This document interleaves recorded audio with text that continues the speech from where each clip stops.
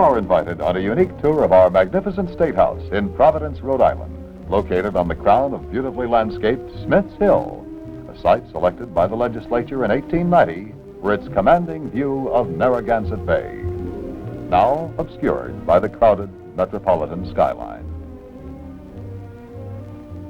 The stately grandeur of this Georgia marble structure, first occupied by the legislature on New Year's Day, 1900, reflects the genius of its designer architects, the New York firm of McKim, Mead and White, who created many other famous public buildings at the turn of the century, and whose draftsman, Henry Bacon, went on to design the Lincoln Memorial in Washington, D.C. Let's follow Honey Calvey, television personality and art teacher, as she enters the state capitol building, walks past the replica of the Liberty Bell, and climbs the marble staircase to meet Governor John H. Chafee for a personally conducted tour.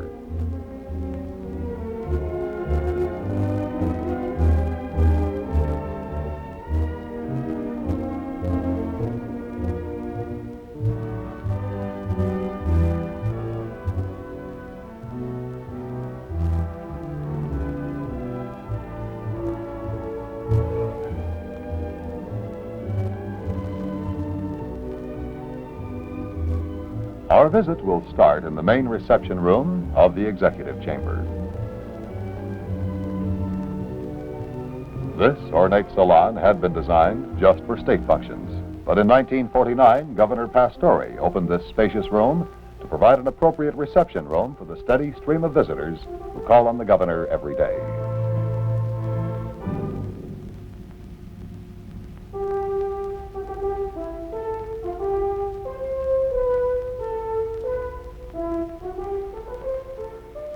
This is the second floor of the State House, on which are located the Senate and the House chambers, as well as the offices of the general offices, such as the Secretary of State, Lieutenant Governor, and these are the governor's offices. Now, as you'll notice, this is an extraordinary room. This is a type of Renaissance architecture which I think can hardly be duplicated in the United States anywhere. You'll notice the rich colors, the gold and the deep blues.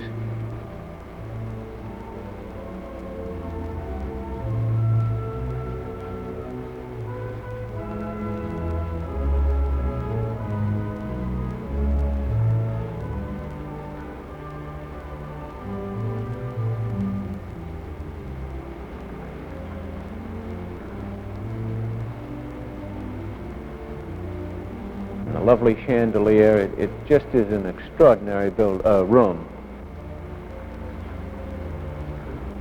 I was noticing your carpet here. It's a pretty shade of blue. What shade is that? Well, they call that state blue. Now, don't press me as to what state blue is, but there's an example of it. It's quite large. It's just beautiful. This room formerly was only used for state occasions, for instance, the inaugural ball and affairs like that. But in 1949, then Governor Pastore opened this room to the public, and it's been used ever since as a reception room for the governor.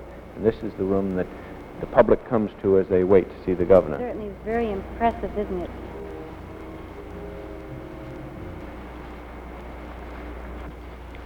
This table and chairs are part of the original furnishings of the State House and were designed by the architect, Mr. McKim, who designed this building.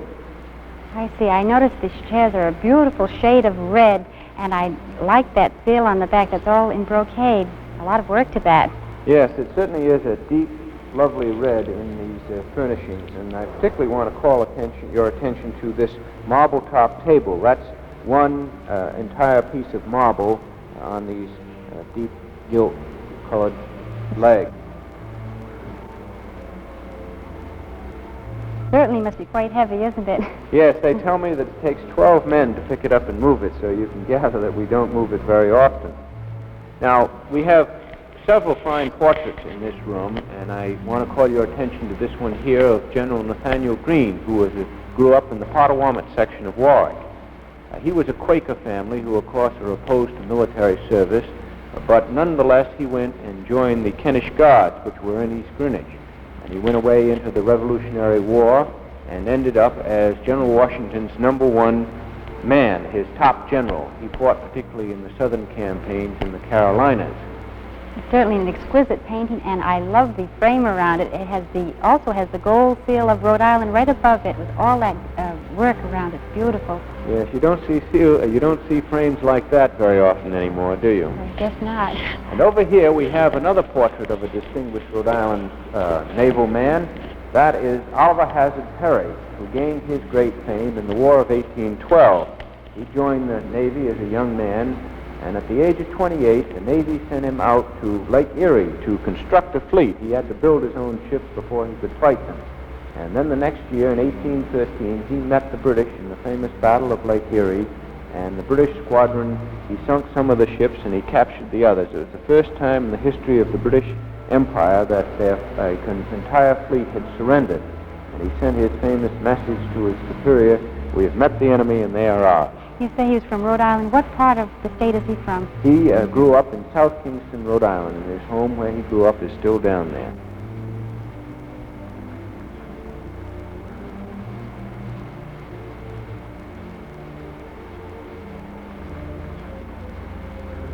On this side of the room, we have a picture of President Washington by Gilbert Stuart. In 1800, the legislature commissioned Gilbert Stuart to do two portraits of Washington.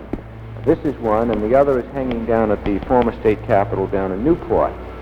This is probably the most precious possession, well, one of the most precious possessions that we have in the state capitol. It was executed at a nominal price of $600 in those days, but now it's worth hundreds of thousands of dollars. Can you imagine that? And you say this was painted by Gilbert Stuart, and I do remember reading something about him. He's also another famous Rhode Islander, a painter. That's right. He was born down near Saunderstown in North Kingstown, grew up there, and later went to England and came back and did the famous portraits of Washington that we know throughout the country. Our next stop will be the House of Representatives, the House Chamber, where the House meets. Would you like to come along? Certainly.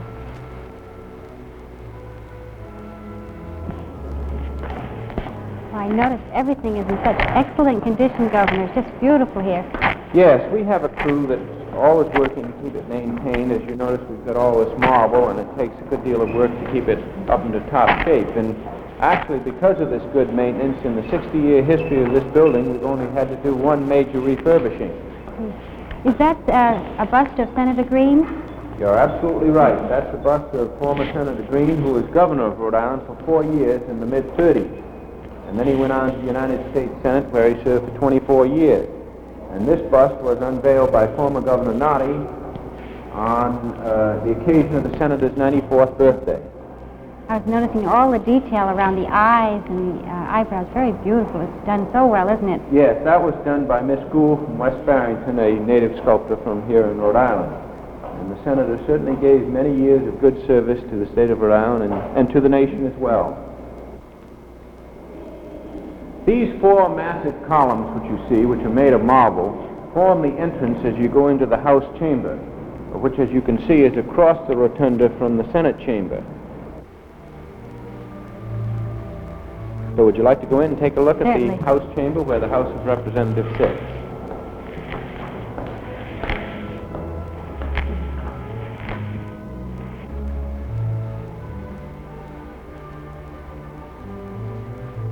This is the desk of the Speaker of the House of Representatives. And the Speaker sits up there with with an extra chair on either side, and then the various clerks are down here, the recording clerk and so forth, and the newsmen out in front. And then there are a total of 100 seats in the chamber, with the Republicans sitting on one side and the Democrats on the other side. And I might say I have a particularly sentimental attachment to this house because I served here for 6 years as a member. See, I was noticing everything is so tastefully decorated here, isn't it? Well, it's rather unusual that Mr. McKim, who was the architect of this building, himself designed all the furnishings. In other words, practically everything we have, he himself designed. For instance, these desks, this Speaker's desk, and all the furnishings. I've been admiring the lovely tapestries up here. Very pretty, aren't they?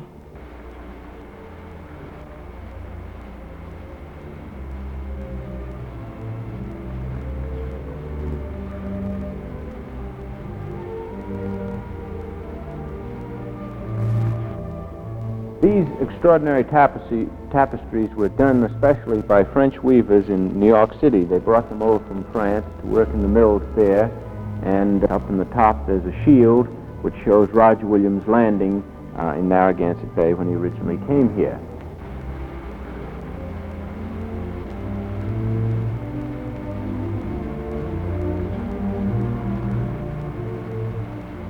And then on the other side, the same floral arrangement basically, but up in the top you can notice, surrounded by the roses, is the shield of the state of Rhode Island with the anchor of hope on it. And then, of course, we have the magnificent columns beside it.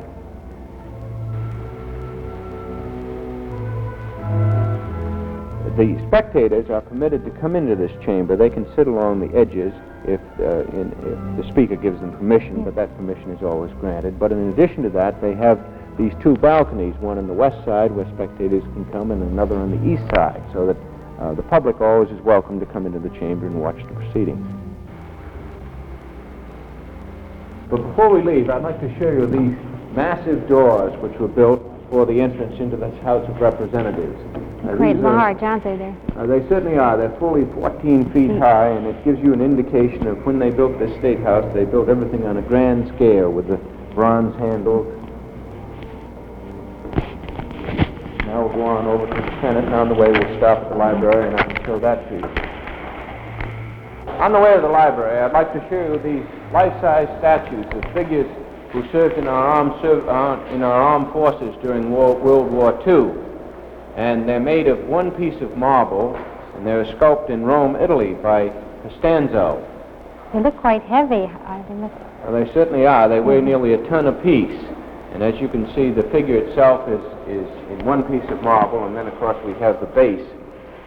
What do some of the other statues stand for? Are they? Well, this is one of an airplane pilot.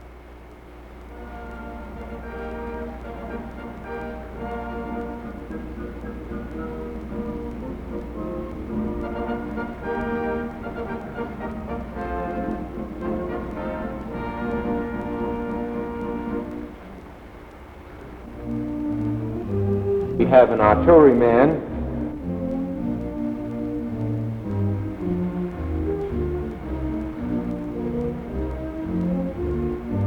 A paratrooper.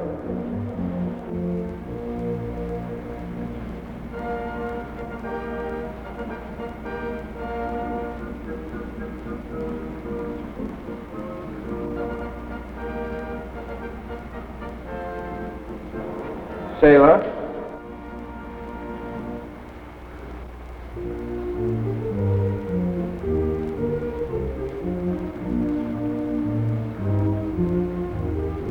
Member of the infantry.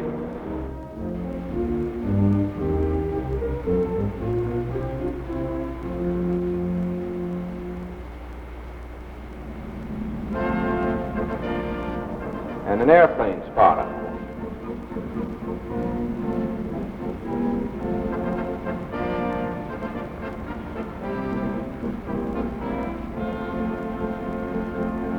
We have additional war memorials in the form of 4 bronze books.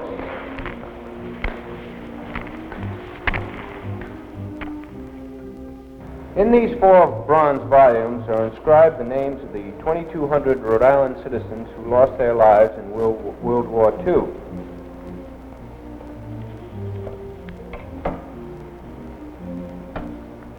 This particular volume begins with the letter M. You can see there's quite a list of them.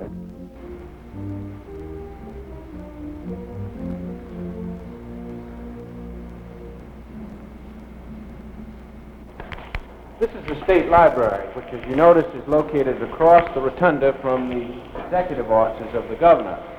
Now, the library falls under the jurisdiction of the Secretary of State, and in here are kept documents for reference material primarily for the legislators, so that if there's any particular law or background material they wish to look up, it's all located in here.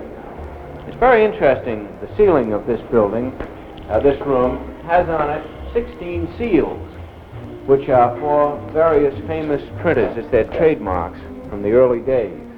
But curiously enough, when they built the building, built the room, the architect that designed it slipped in the seal of Harvard University for some reason. And when Senator Greene was then governor in the 1930s, he spotted this Harvard seal in place of what should have been a printer's seal, and so he had it removed and put in its place the printer's seal of the famous printer Caxton from England. See, the ceiling is certainly interesting. I noticed all the dark, rich greens and browns and golds. They match perfectly with the bindings of all the books. Yes, it's an extremely attractive, beautiful room.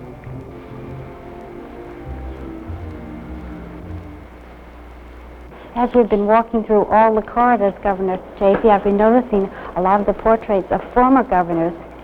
Yes, I'd like to show you some of these as we walk along. Among the collection of portraits of former governors is this 13-foot one of Governor William Sprague. He was governor at the outbreak of the Civil War and assembled a regiment, took it to Washington, and participated in the early battles of that war.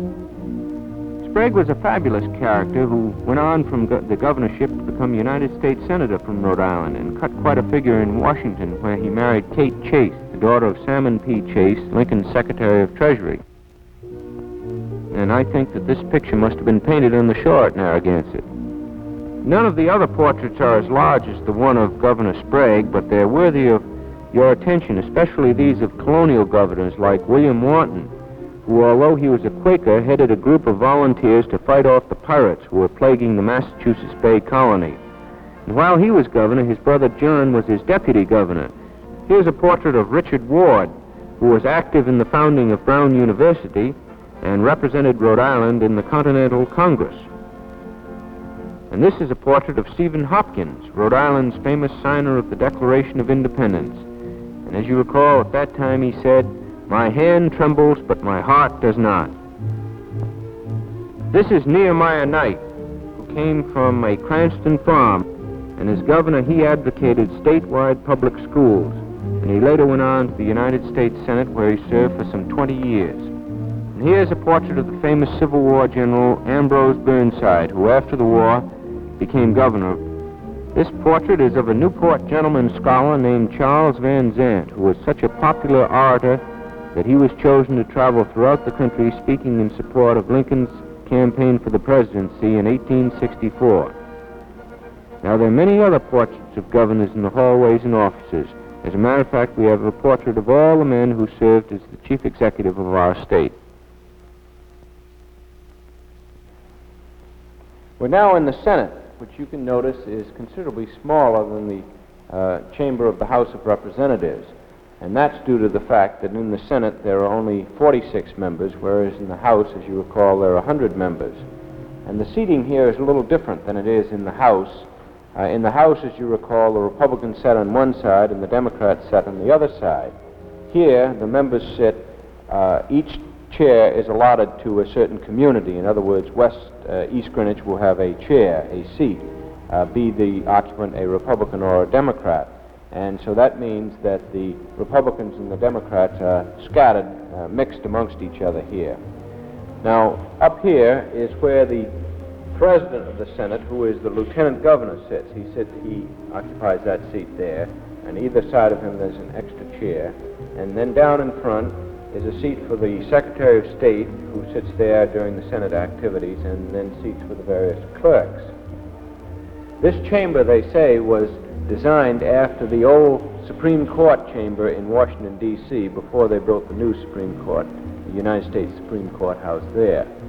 And I think of particular interest are these 13 medallions, which you see across the arch over the Lieutenant Governor's head. Each stands for one of the 13 original states that came into the Union. And when they restored this, the State House in 1955, they thought that they would paint these medallions in the colors of the seals of each of the states, because previously there too the seals had just been painted white. So they wrote away to each of the states and got the colors of those states that had colors, and they put them in. And then it turned out that we didn't have any colors in Rhode Island's seal, so they had to just paint that a plain bronze color, as you note up there. And then there are a couple of other states that also are just the plain colors. Beautiful.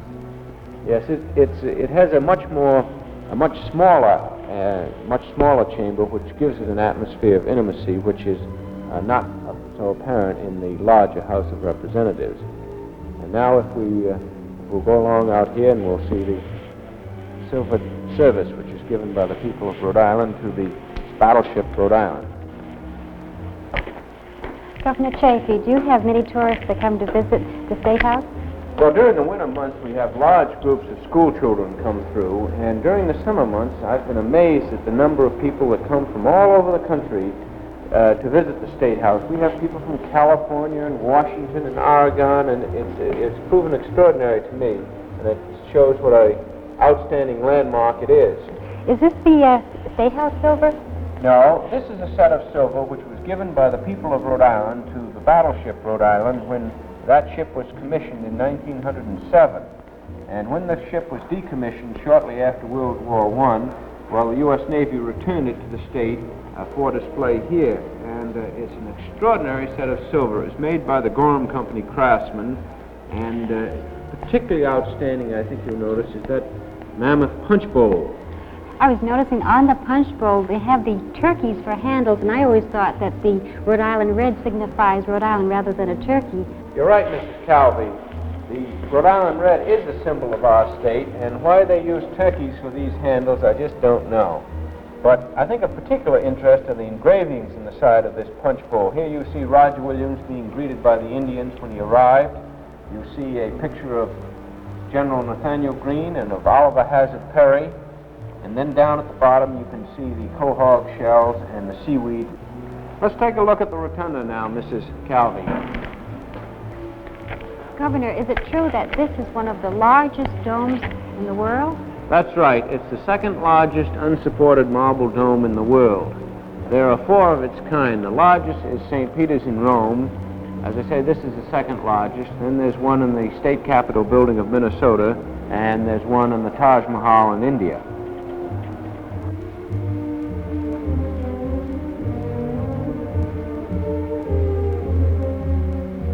I think the first thing to notice about the rotunda is the Latin inscription from Tacitus, which is inscribed there, and which translated says, "Rare felicity of the times, when it is permitted to think as you like and say what you think."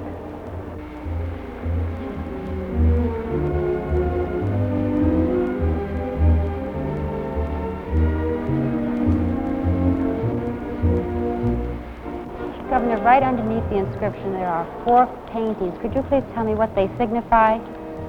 Yes, those 4 medallions were painted by George D. Felice in the late 1940s. He is the State House artist. And one signifies literature,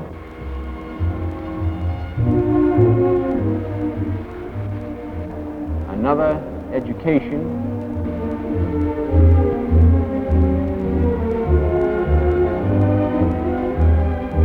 another justice, and another commerce.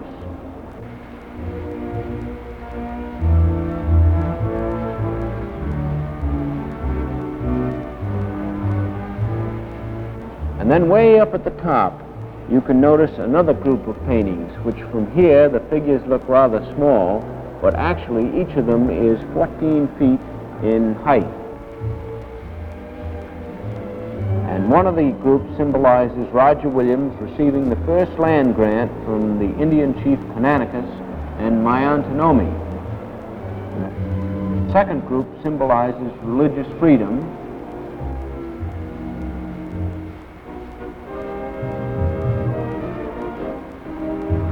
The third, the beginning of industry.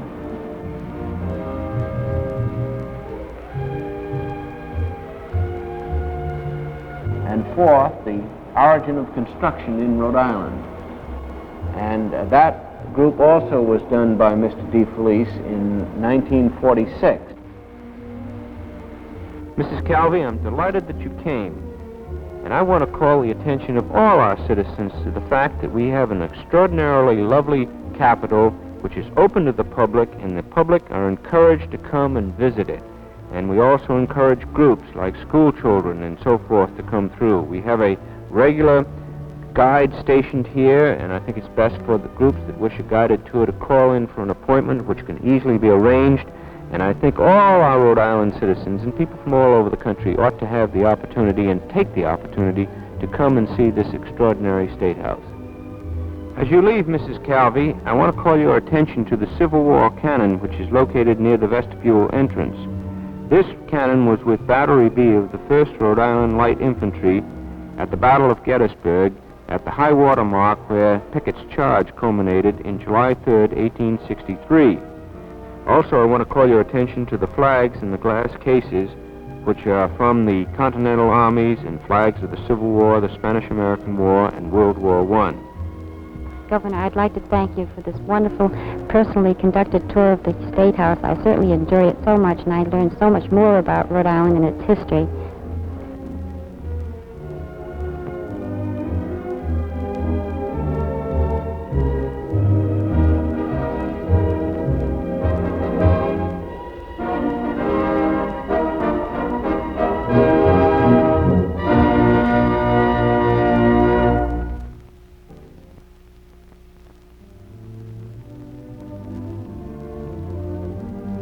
Governor John H. Chafee's guest on this tour of the Rhode Island State Capitol building was Honey Calvey, WJAR television personality.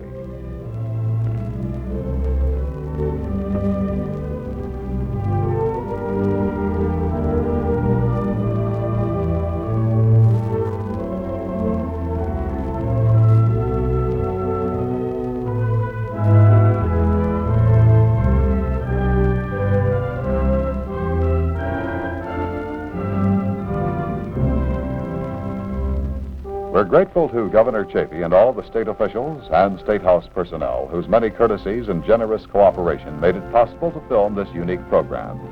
A public affairs production of WJAR-TV, an outlet company station.